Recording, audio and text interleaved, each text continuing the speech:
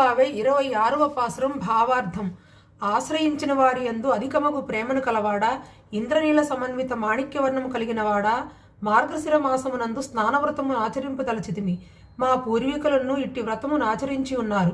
అందులకై అక్కరయగు పరికర విశేషములను నీవు దయ ఉంచి ఆకర్ణించునటు లైనచో తెలిపిదము. ఈ భూమండలమంతటికి వణుకును కలిగించునట్టులా పెద్ద ధ్వని నొసగడి క్షీరము రీతిన స్వచ్ఛమైన శ్వేతవర్ణము గల నీ యొక్క పాంచజన్య శంఖమునే పోలినటువంటి అనేకములైన శంఖములు కావలేను.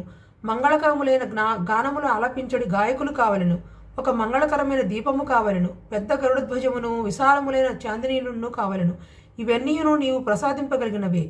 లోకములన్నిటినీ ఉదరమందు దాల్చి ఒక లేతనైన వటపత్రంపై శయనించిన నీకు చేతకానిది ఏమున్నది తండ్రి, అనుగ్రహించుమా. ఓం శ్రీ గోదా రంగనాథాభ్య నమః. ధూపమాగ్రాపయామి, ధూపం దర్శయామి. శ్రీ గోదా రంగనాథాభ్య నమః. దీపం దర్శయామి.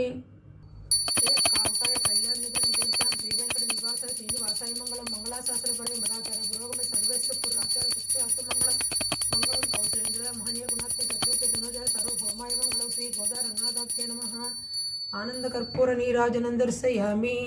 శ్రీ గోదా రంగనాథాభ్య నమః. సువర్ణ దివ్య మంత్ర పుష్పం సమర్పయామి. ఛత్ర చామర గీతలుచ్చ ఆందోళిక అశ్వారోహణ గజారుణ సమస్త రాజోపచారం మనసా సమర్పయామి. శ్రీ గోదా రంగనాథాభ్య నమః. సర్వోపచారం సమర్పయామి. స్వస్తి ప్రజాభ్య పరిపాలయంతం న్యాయేన మార్గేణ మహీం మహిషా గోబ్రాహ్మణేభ్య శుభమస్తు నిత్యం. లోకా సమస్తా సుఖినో భవంతు.